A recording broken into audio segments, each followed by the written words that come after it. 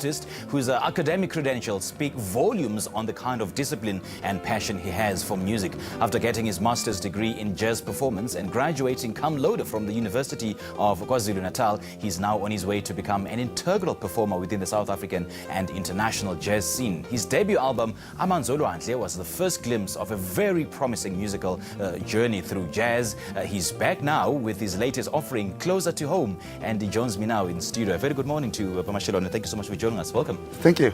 Good morning to you too. Your self-written compositions always aim to blur the line between jazz and other genres. Is that what you target for when you make music? I'm just about capturing our sounds at home, you know. Yeah, that's about it. It's all my music. What I basically try to do is to capture our experiences from the village, you know, from our traditional music, you know. Yeah. So that's all I'm about. Yeah. And your second album was very close to your heart because apparently I do understand it was recorded when your mom passed away. Yes, yes. Was that a way to deal with your grief at the time? Yes, that was the best way. You know, Yeah. for example, what happened is she passed on the same day. Well, I didn't even have a title for the album. You know, it was only on that day after the recording. You know, when we were told, when I got a call that my mother passed on, and I was like, oh, well, she was with us. I mean, we recorded all the entire 14 tracks on the same day. So to me, it was like, I mean, she was with us. Her spirit was with us. You know, so then it's her album. Yes, yeah. Yes. And you also plan on releasing a 7-track album every year for the next 7 years. I've never actually come across such an ambitious game plan, but you're definitely going to do it, right? Definitely, definitely. And you have 3 albums already? Yeah.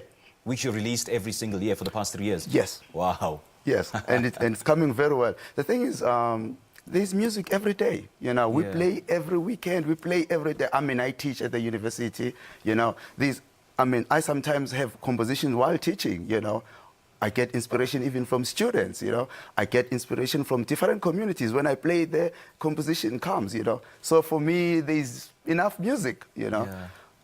I mean, when I say 7 years, it could be even more than 7 years because it's just, even with this album, Closer to Home, I thought I was going to make 7 tracks. And then it's like, man, now I've got 14 tracks on the album. And especially if you keep on having fresh ideas every single day. I mean, why not? Why bottle them inside? I'm drawing from the community. I'm getting the inspiration from the community.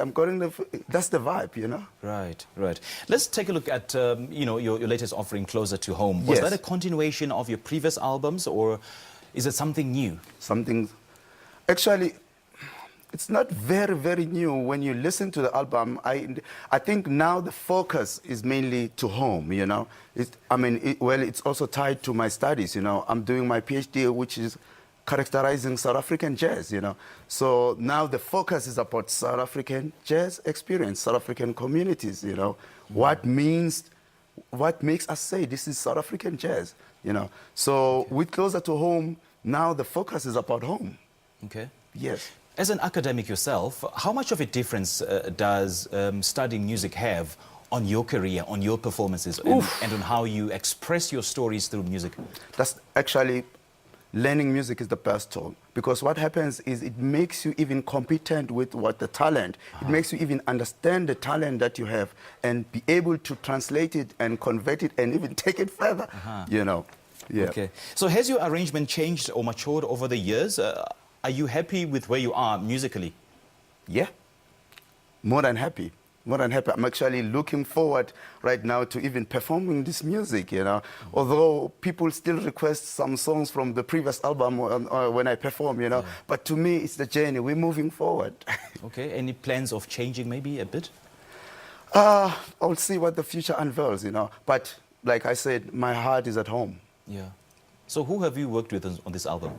I worked with Tlale Magene on percussion. I work with Kundle Ayo because it's closer to home. I try to work with people actually that understands, that have got even more experience. Like Tlale, man, on percussion, man, is the main man, you know. He's the legend himself, you know. So to me, to have him there, he understood very well when I said, Tlale, let's take it home, you know. And then he said, yeah, baby. But just how important are these collaborations to you?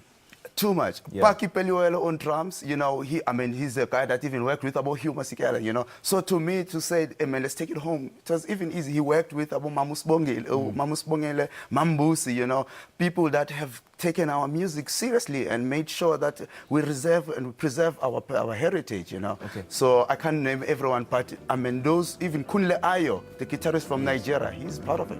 Wow. Wow. Where can you see you, and where can you get hold of the album? People can just go to my website, www.sibumesh.com. For more information, there are dates there.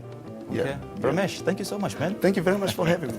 We appreciate the time. Sibusiso Mashiloane has also built a career in South Africa as a musical director. His gigs are inspired by funk, hip-hop, gospel and traditional music from South Africa, attracting music fans of all genres as well as straight-ahead jazz enthusiasts. This is Morning Live. It is 12 minutes before 7 o'clock. Let's go for coffee.